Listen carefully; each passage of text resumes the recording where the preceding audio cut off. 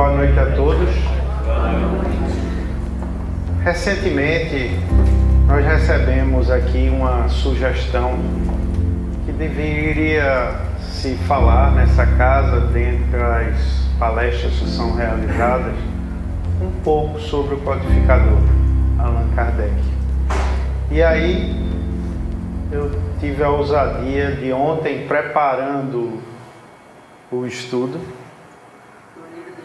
do livro dos Espíritos, de bolar alguma coisa para que a gente pudesse falar sobre Kardec. Então, é bem resumido isso que a gente vai falar. Existe uma obra publicada pela FEB que tem 3 volumes sobre a vida de Kardec. Mas para a gente ter uma ideia dessa missão linda, né? Desse espírito diferente que veio para codificar. Mas como é praxe aqui na nossa casa, antes dos trabalhos nós fazemos uma prece. Senhor, te agradecemos por mais esta oportunidade de estarmos aqui juntos, recebendo, divulgando as tuas palavras.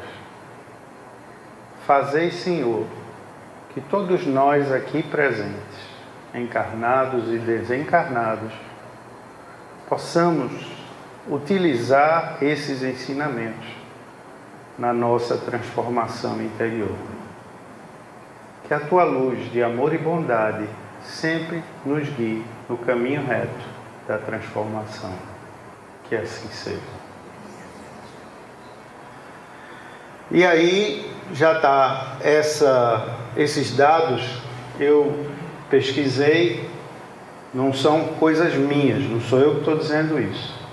É através da publicação da FEB, que tem na internet, todos podem pesquisar, feita por Henri Sauce, e ele cita todas as informações através do Reformador, desde 1958, a partir daquela página, e em vários trechos que vocês vão ver na apresentação.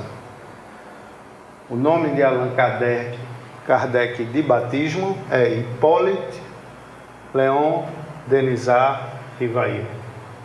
Esse é o nome de registro. E ele nasceu em Lyon, na França, que na tradução eles botam como Leão, mas não é Lyon, né? Não se traduz nomes próprios. E o pai dele era um juiz, magistrado, né? E todos os tios eram advogados, os avós tinham sido juízes.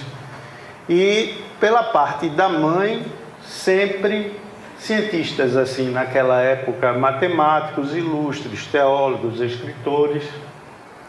E nessa época aí, na França, né, estava marcada por muitas agitações políticas, era muito tumulto, que era a época em que o imperador Napoleão I é quem dirigia a França. E ele estudou em Lyon até os 9 anos de idade.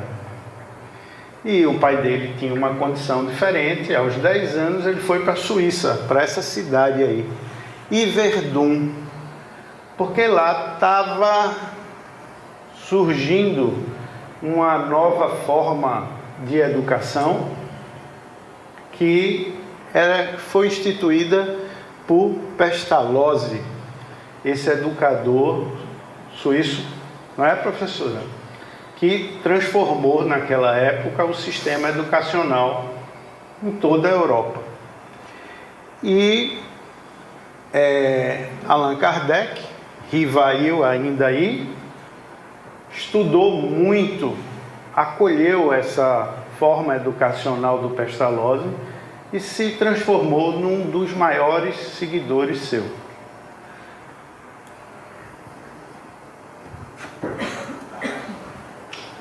Pestalozzi conseguiu colocar nele a paixão por ensinar, né? Através dessa nova metodologia de ensino que era através da participação.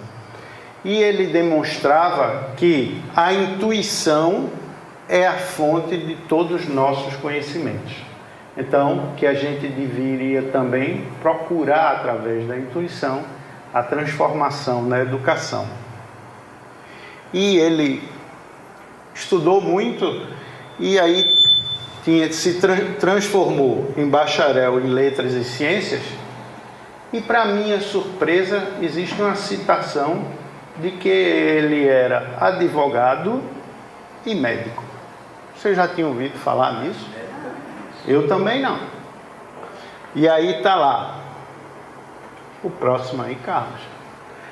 E aí ele manda procurar, lá na revista Reformador de março de 1957, e nessa página tem lá: Kardec teria sido médico? Kardec teria sido médico? E existem várias citações que estão ali, em que alguns dos seus discípulos, um deles, dizia na época que ele tinha se formado em medicina.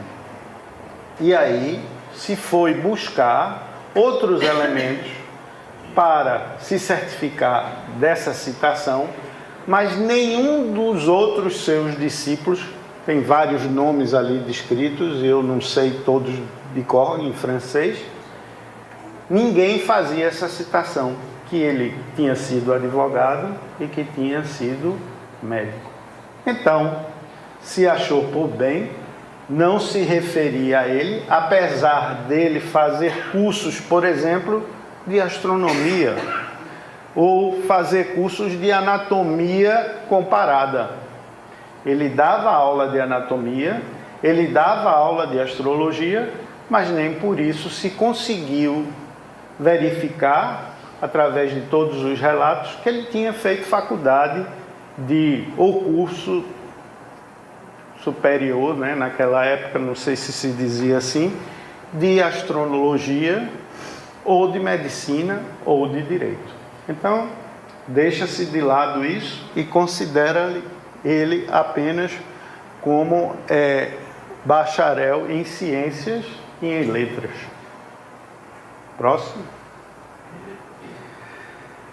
E aí ele foi um discípulo exemplar do Pestalozzi, né? Ele aprendeu realmente esse método e ele achava que isso foi essencial para poder divulgar, né, e confirmar o espiritismo. Próximo. Ele volta à França aos 19 anos de idade. E aí ele abriu a própria escola. Conseguiu um tio por parte de mãe que tinha dinheiro necessário para abrir a escola, e ele construiu, ensinando física, matemática, anatomia comparada, está vendo aí? E retórica. Ele também começou a traduzir muitos livros, porque, segundo a descrição, ele falava 6 idiomas. Eu sempre ouvi dizer que ele falava 8 idiomas. O que tem na descrição são 6. Ele falava francês, inglês, alemão, italiano, holandês e espanhol. São essas as referências que ele diz no livro. E aí ele conseguia traduzir, isso vai ser importante mais adiante que a gente vai ver, porque a escola fale. Não é que a escola fale, o sócio dele, o tio, jogava muito. E aí, num determinado ponto, ele teve que vender a escola, que o tio era sócio, para poder pagar as dívidas do tio. Ele Essa escola inicialmente era de primeiro grau, depois em 26 ele fundou esse Instituto Técnico Rivail, que é onde ele dava todas essas aulas, que baseava-se na seriedade e utilizava essa mesma filosofia educacional do Pestalozzi, lá da Suíça.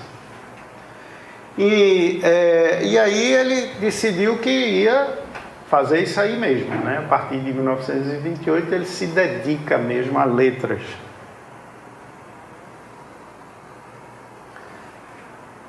Em 1831 ele encontra esta gata, a senhora Amélie Gabrielle Bordeaux, que tinha diploma de professora de primeira classe. Essa é a referência, eu não sei se o que era de primeira classe ou de segunda classe, eu sei que ela era professora mesmo, né? E nesses ensaios, nas escolas, ele conheceu essa jovem que era 9 anos mais velha do que ele.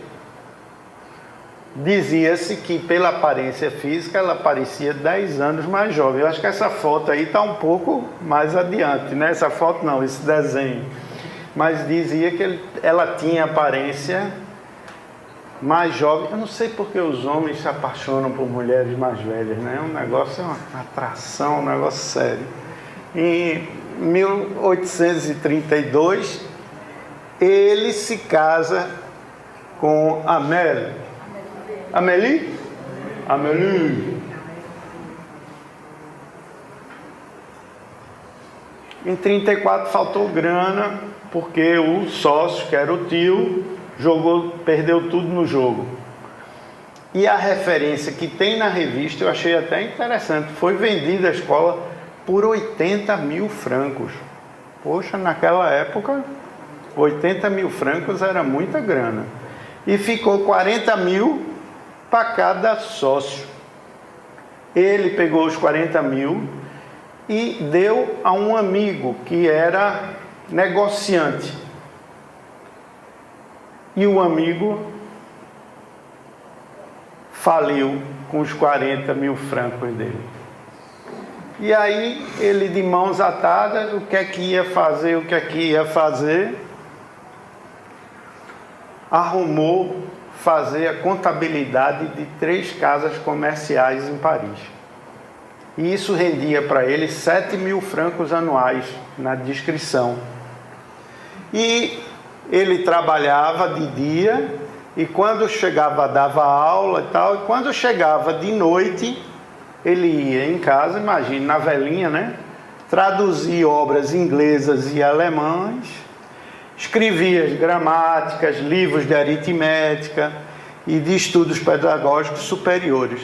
Preparava aulas para cursos e universidades dali da Alemanha, né? De Freiburg, da Alemanha.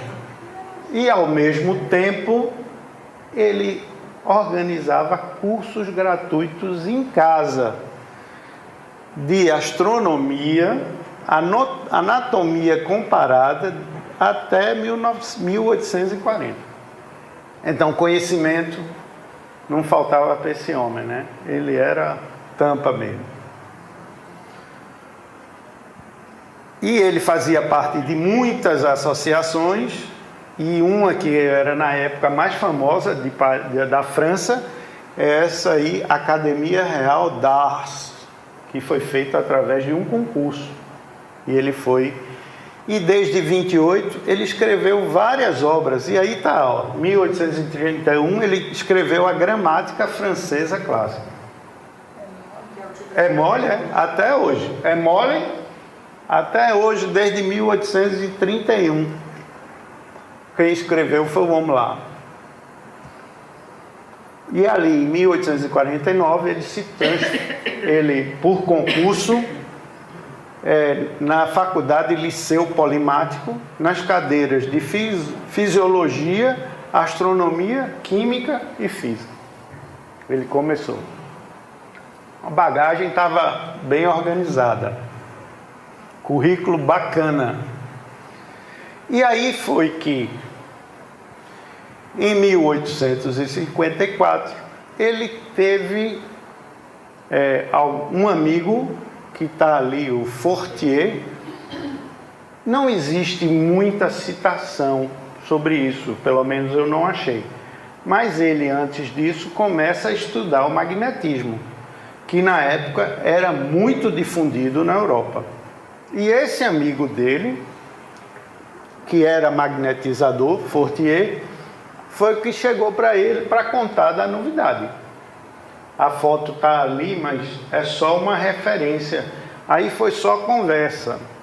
E aí ele começou a falar sobre as mesas, né? E ele achava que, a princípio, isso devia ser através de magnetismo. Essa foi a primeira impressão dele.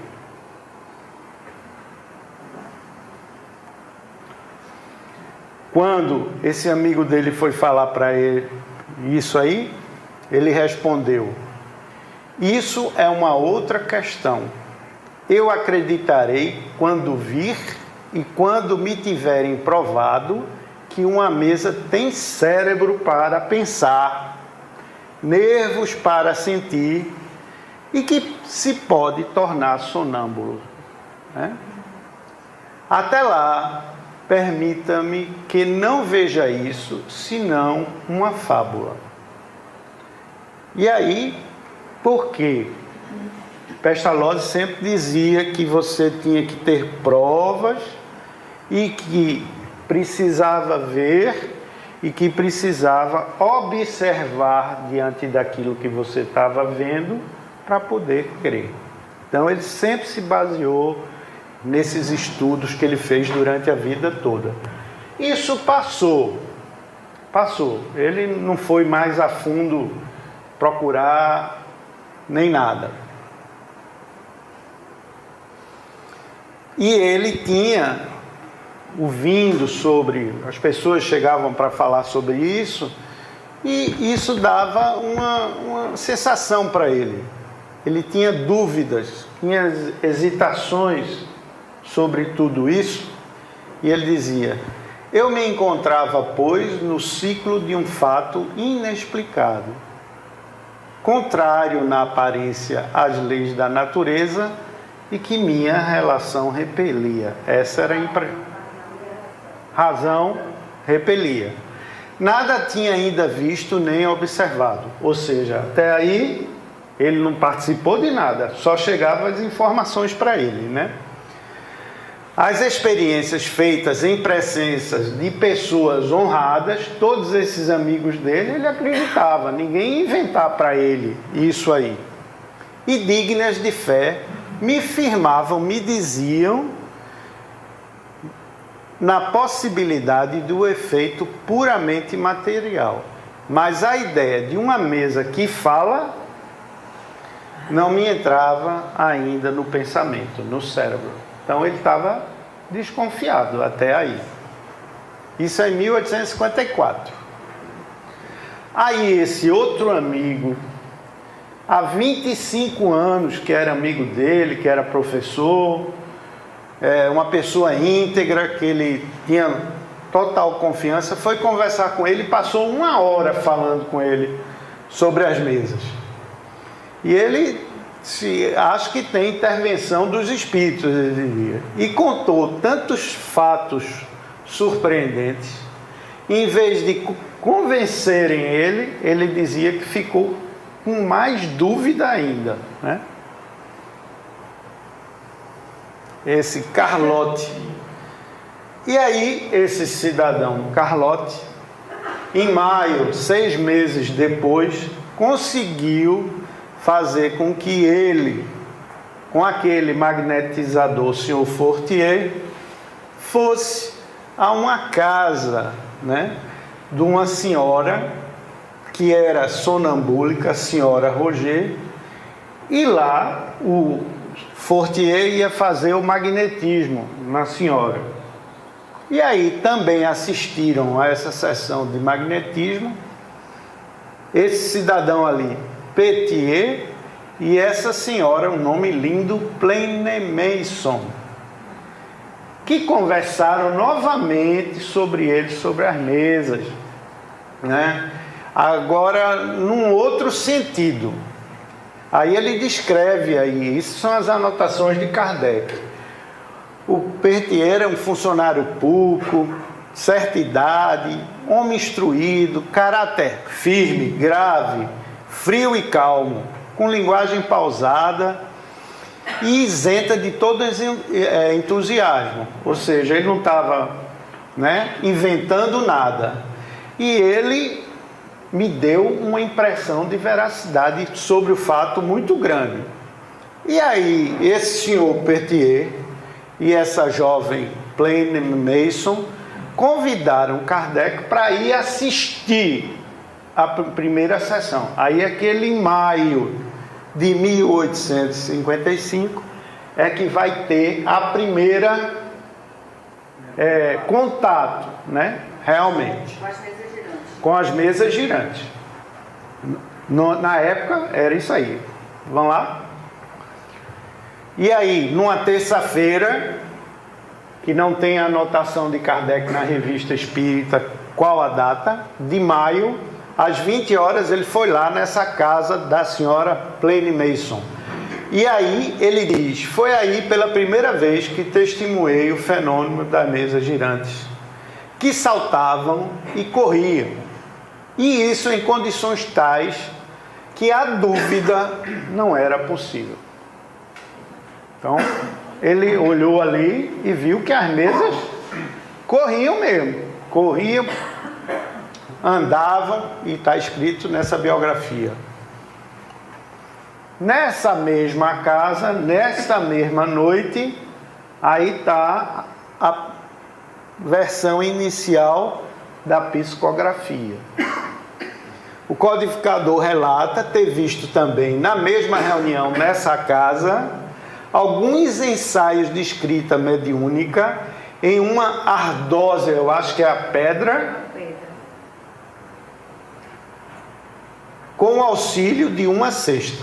Botava o lápis na cesta, os médiuns se sentavam, as pessoas se sentavam em redor da mesa, botavam o dedo na cesta e a cesta rudimentarmente ele escrevia na pedra alguma coisa. A respeito da reunião, nota de Kardec, da senhora Pleinson, minhas ideias estavam longe de se haver modificado. Ele ainda achava que tinha alguma coisa diferente ali, mas que a mesa não podia ter cérebro, nem se mexer. Mas naquilo havia um fato que devia ter uma causa. Tem que ter um sentido para a mesa se mexer, né? E aí eu entrevia, ele escreveu, naquelas aparentes futilidades, uma mesa correndo pela sala, no passatempo que faziam daqueles fenômenos, porque na maioria dos salões na França, aquilo era feito como diversão. Aquilo ali era uma chacota, né? Como se dizia na época. Qualquer coisa de sério, como que é a revelação de uma nova lei, que a partir daí eu vou começar a estudar. E ele ali começou a ver que tem alguma coisa diferente a partir de 55 e resolve ir a fundo. Nessa mesma casa dos Pleinemason, ele conheceu uma família, o senhor e a senhora Baldin, que os chamou para frequentar na casa dele a reunião que se fazia lá semanais, e que as duas filhas, Julie e Caroline, eram as médiuns, e que tinha um determinado espírito que se chamava Zéfero, que se manifestava nessas reuniões.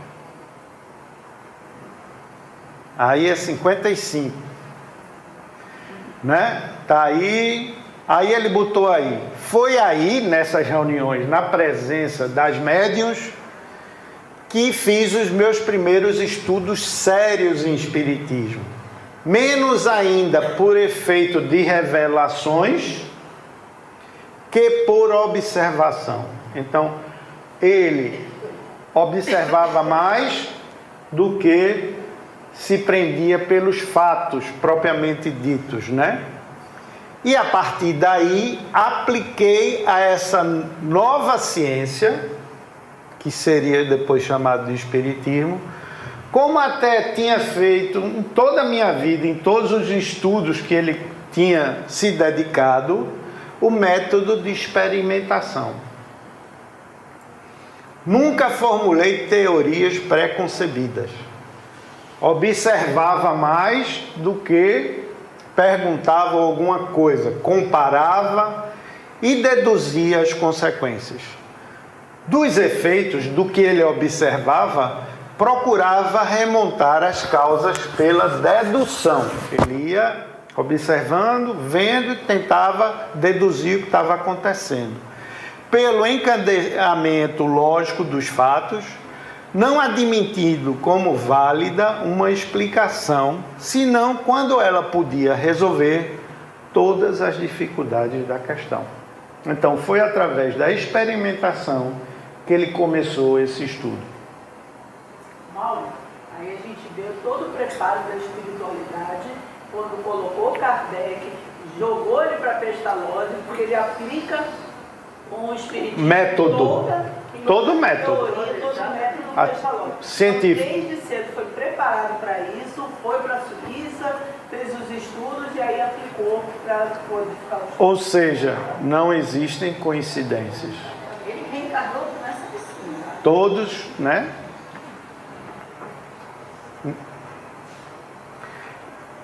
E aí ele estava buscando se instruir. E que via ali uma possibilidade de uma coisa diferente que chamou-se de doutrina. E aí ele seguiu realmente através dos estudos sérios sobre o Espiritismo.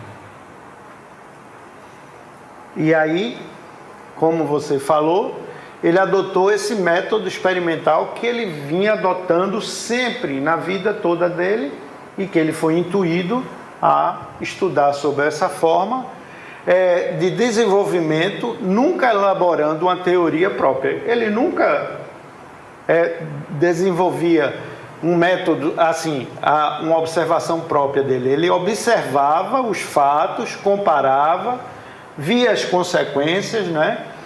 E aí ele não admitia aquela explicação, desde que todas as dificuldades daquela questão fossem respondidas.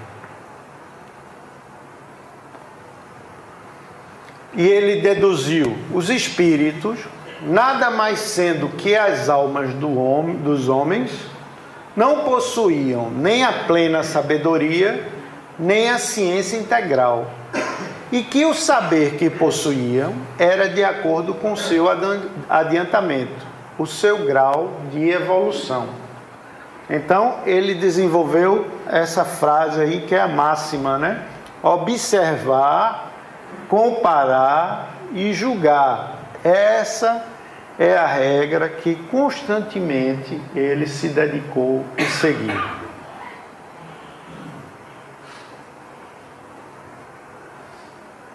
Frequentando aquela casa daquelas senhoras e ouvindo, né, a presença sempre do Zéfiro, e aí ele disse, recebeu essa mensagem dele, que numa reencarnação anterior ele tinha sido um druida na região das Galhas e que nessa encarnação o nome dele era Allan Kardec.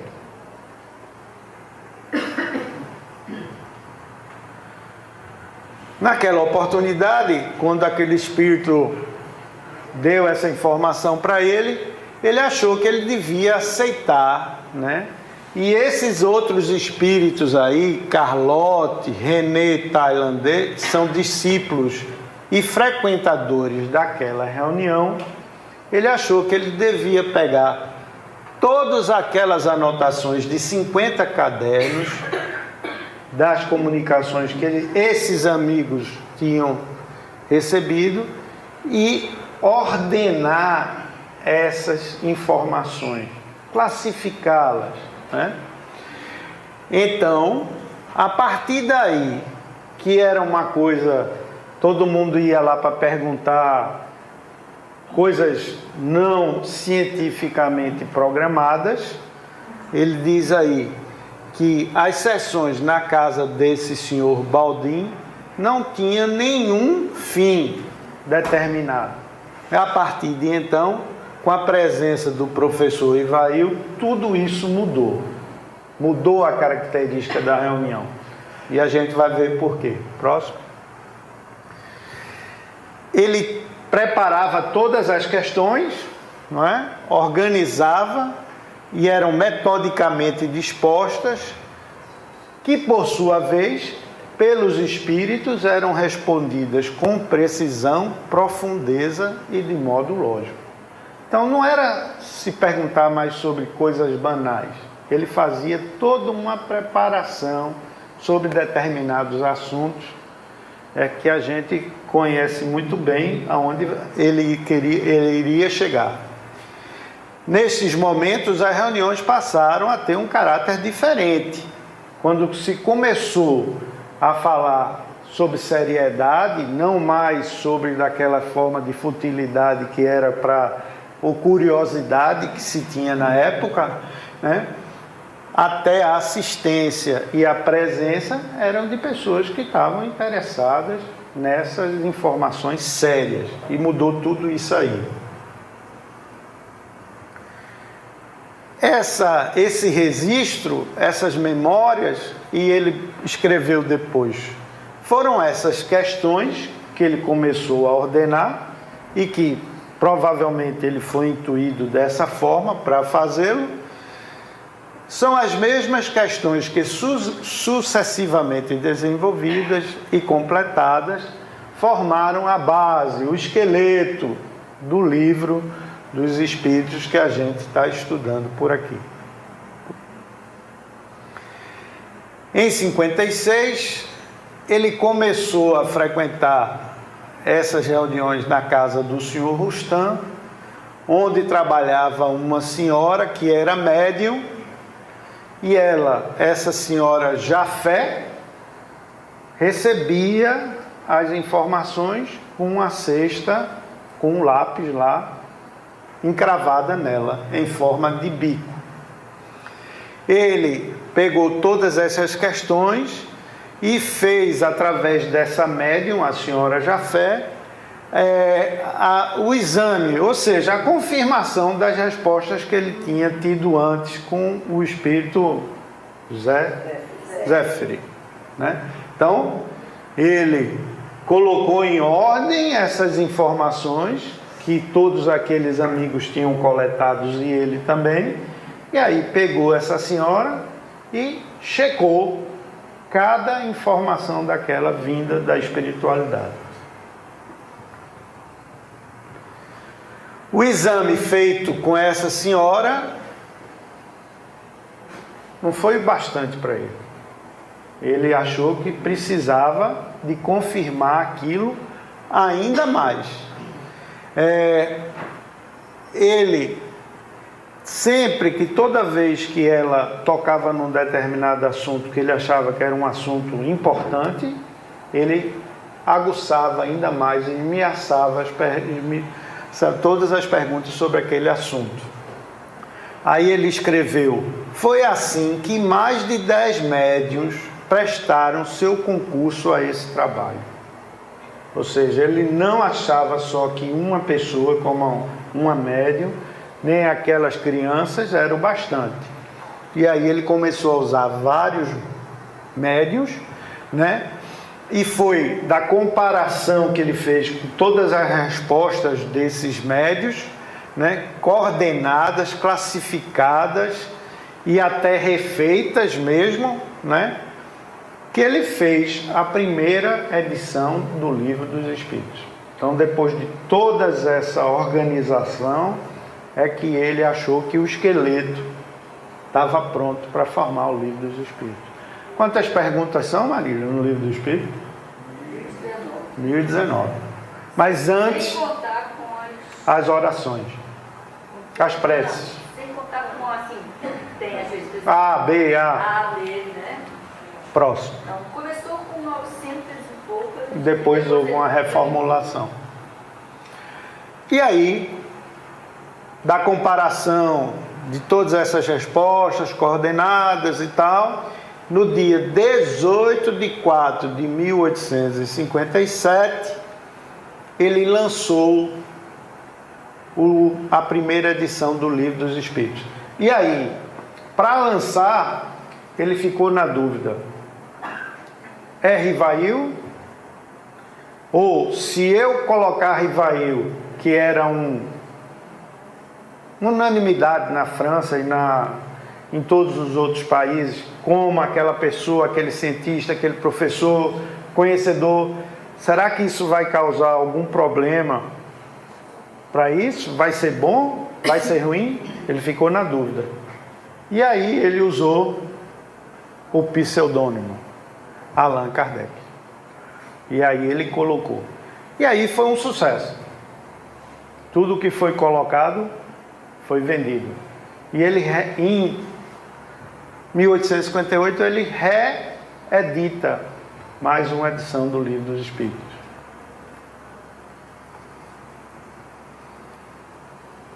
Contato com o Espírito de verdade. Um dia trabalhando, não era no computador, né? No escritóriozinho da casa dele, e ele escuta batidas, ritmadas.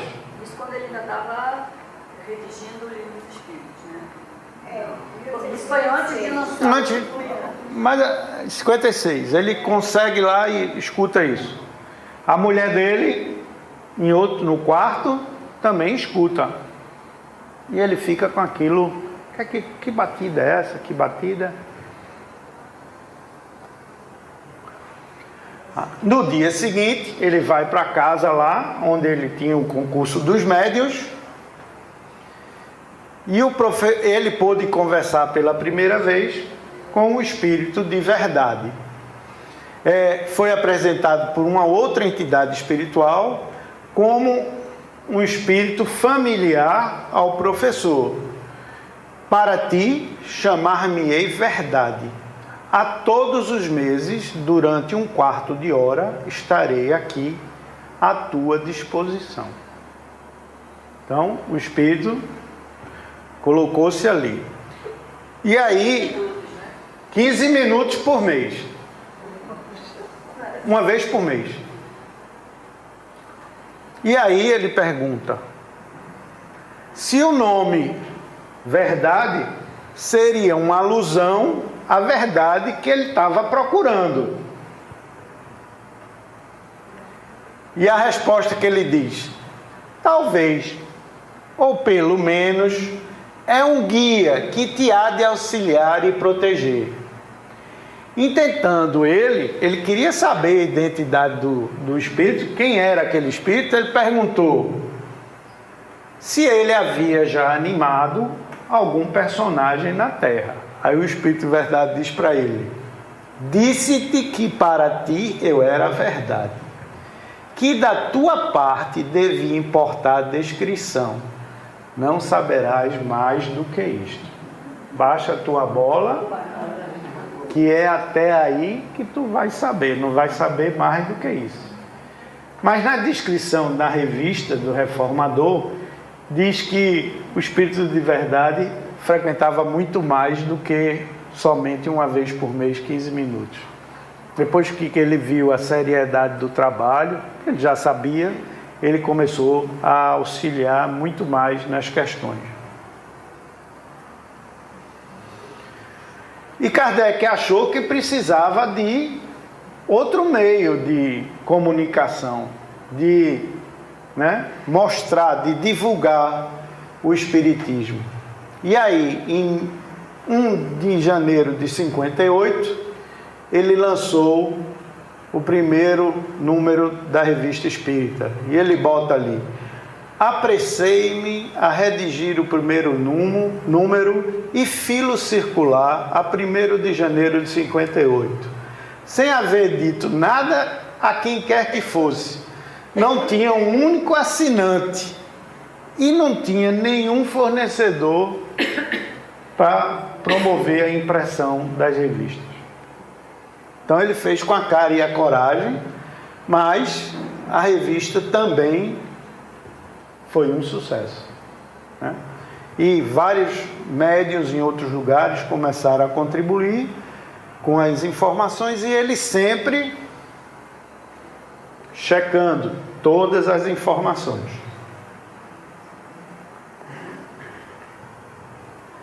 Numa determinada reunião, em 1856, essa senhora Aline C.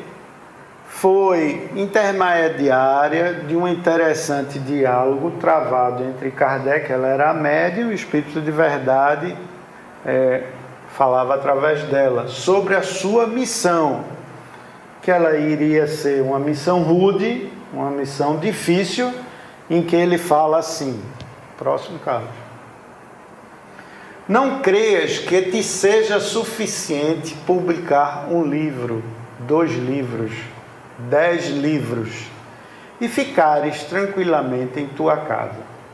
Não.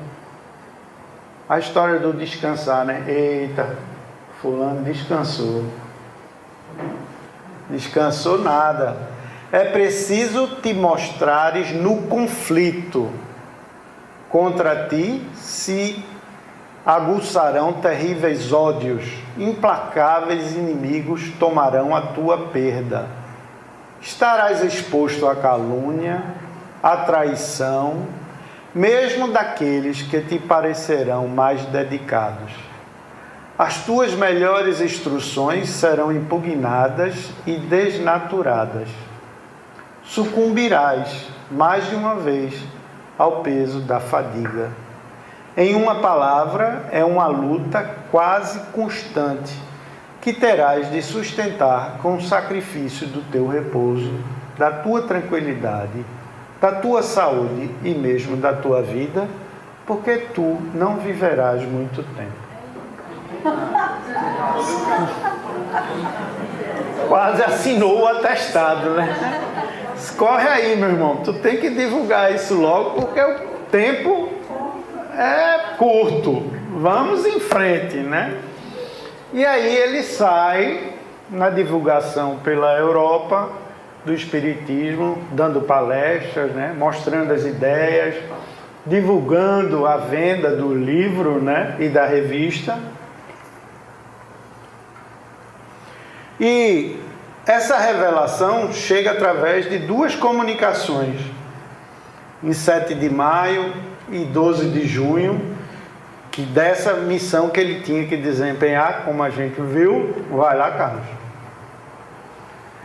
Primeira: deixará de haver religião, e uma se fará necessária, mas verdadeira, grande, bela e digna do Criador. Seus primeiros alicerces já foram colocados. Quanto a ti, Rivail, a tua missão é aí. E aí ele recebeu a confirmação, né, de que ele tinha que trabalhar mais, que ele tinha que divulgar, não era só escrever livro. Confirmo o que te foi dito, mas recomendo-te discrição se quiseres sair-te bem. Previne-te que é rude a tua jornada, porquanto se trata de abalar e transformar o mundo inteiro. Aí o homem sentiu o peso do negócio, mas partiu para frente. E aí eles já tinham se reunido, tinham vários discípulos, né, em torno de 20, e se reuniam na casa dele. E esse é o prédio, uma foto até recente, né, de Paris, localizada na Rua des Martyrs, número 8. É a casa onde funcionava, não era o bar não, viu pessoal? Era um apartamento atrás ali, daquele ladinho ali. E aí foi fundada a Sociedade Parisiense de Estudos Espíritas no dia 1º de abril de 58. E as reuniões eram feitas aí, tendo a senhorita Hermance de Faux como a principal médium, né? Quem não ouviu falar já de Hermance Defoe, né? Já com um trabalho espiritual, né? Depois de como o espírito Hermance Defoe trazendo as comunicações. Então, próximo, Carlos. Ficou pequeno e eles resolveram, com a renda do aluguel das revistas, se reunir num lugar mais amplo. Então, numa sala aí, nesse Palácio Royal, que ainda existe, né? Em Paris, nessa galeria Valois, se formou, se fixou a Sociedade Espírita de Paris em 1958. A grande bronca foi para a polícia liberar o alvará para funcionar.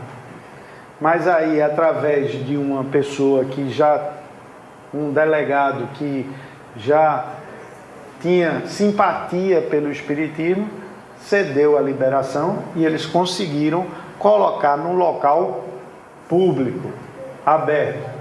Vocês sabem que aqui na época, até que ano, Vila, não existia centro espírita, não podia, só podia ser registrado como centro de... Aqui na delegacia. Não era de candomblé? Podia ser registrado como candomblé, mas centro espírita não, que era negócio pior ainda do que candomblé, aqui no Brasil.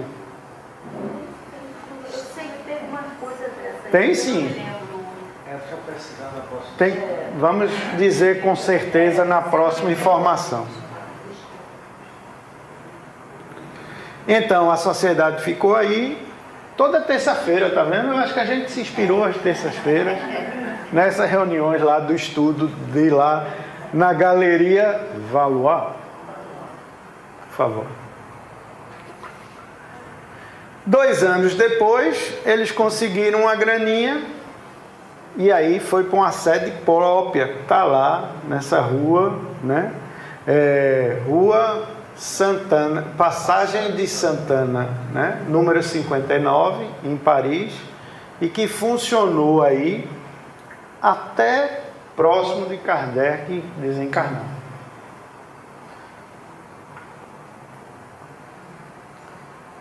Com a divulgação e com o crescimento do espiritismo, apareceram barreiras em vários países da Europa, né?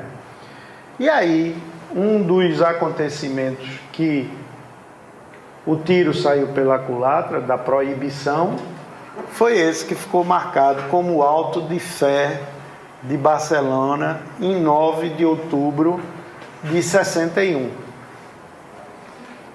Um francês radicado na Espanha, vendedor de livros em Barcelona, Maurice, alguma coisa, pediu a Kardec que enviasse 300 exemplares das obras, da revista, do Livro dos Espíritos,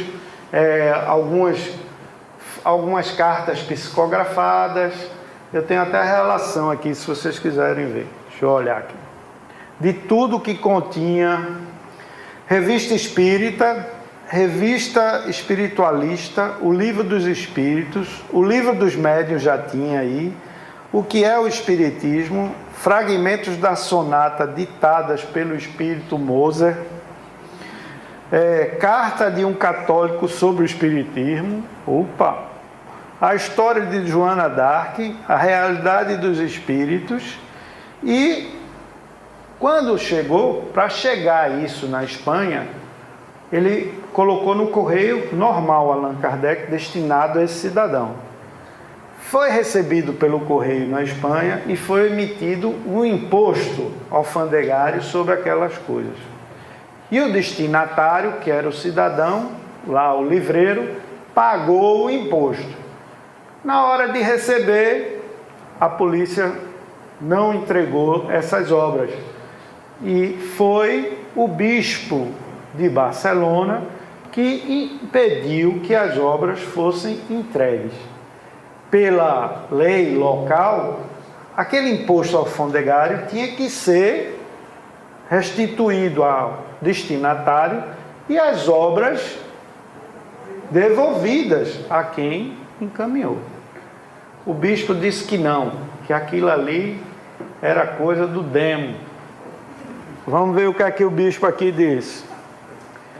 Considerados perniciosos da fé católica. Ele botou aqui, e não somente os livros, ele botou aqui, os espíritos, ele impediu totalmente de devolver e mandou queimar todas as obras. Colocou num local onde eram feitas as execuções pela Inquisição, e aí tinha um local onde ele feitam as mortes dos destinados à fogueira. E aí ele queimou as 300 obras lá. E em vez disso falar bem para a Igreja Católica, aí foi que alastrou o espiritismo na Espanha. Kardec poderia ter entrado com uma ação judicial, vou dizer assim, para embargar essa decisão e pedir as obras de volta. Mas aí os espíritos disseram para ele: deixa quieto, deixa seguir o normal.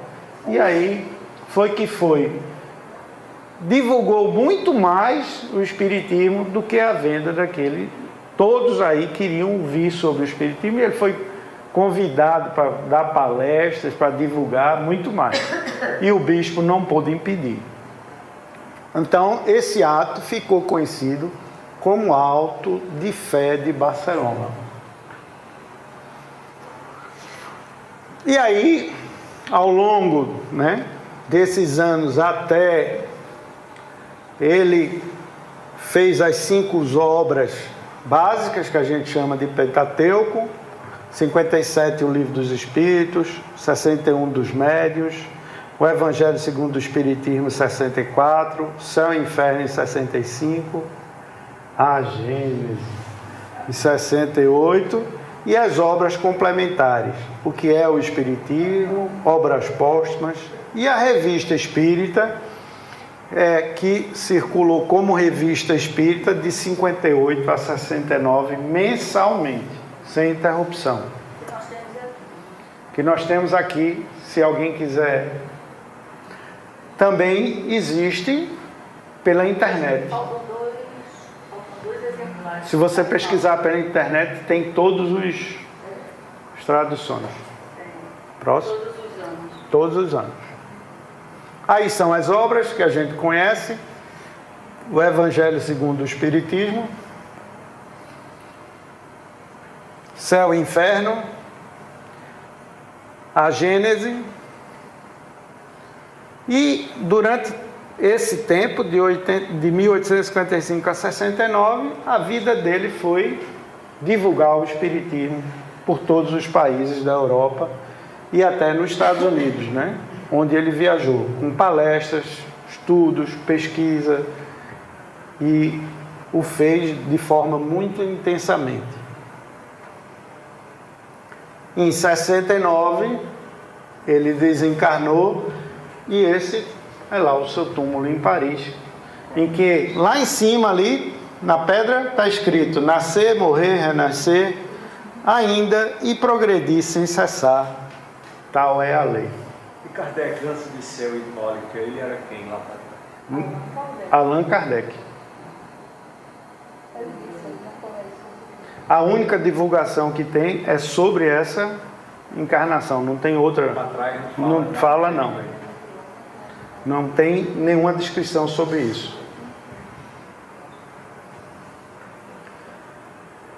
Os espíritos não vêm procurar os perfeitos, mas o espiritismo não vem procurar os perfeitos, mas os que se esforçam em o ser, pondo em prática os ensinos dos espíritos. O verdadeiro espírita não é o que alcançou a meta, mas o que seriamente quer atingi-la. Sejam quais forem os seus antecedentes, será bom espírita, desde que reconheça suas imperfeições e seja sincero e perseverante na proposta de se emendar. E ele diz assim ainda, para a gente terminar: Senhor, pois que te dignaste lançar os olhos sobre mim para cumprimento dos teus desígnios, faça-te a tua vontade. Está nas tuas mãos a minha vida. Dispõe do teu servo. Reconheço a minha fraqueza diante de tão grande tarefa. A minha boa vontade não desfalecerá as forças, porém, talvez me traiam. Supre a minha deficiência. Dai-me as forças físicas e morais que me forem necessárias. Ampara-me nos momentos difíceis e com o teu auxílio e de teus celestes mensageiros, tudo envidarei para corresponder aos teus desígnios. E aí está a mensagem resumida da vida desse grande homem, né? Grande espírito, que tanto fez pelo espiritismo no mundo todo. Muito obrigado. Essa daí deve ter sido a prece que ele fez quando ele tomou consciência da missão que ele tinha pela frente, né? Com certeza. Oi?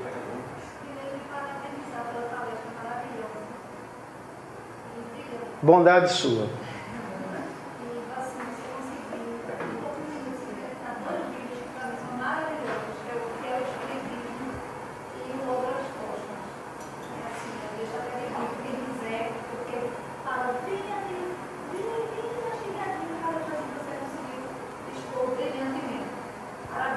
Obrigado. Alguém tem alguma pergunta? Os universitários estão aqui.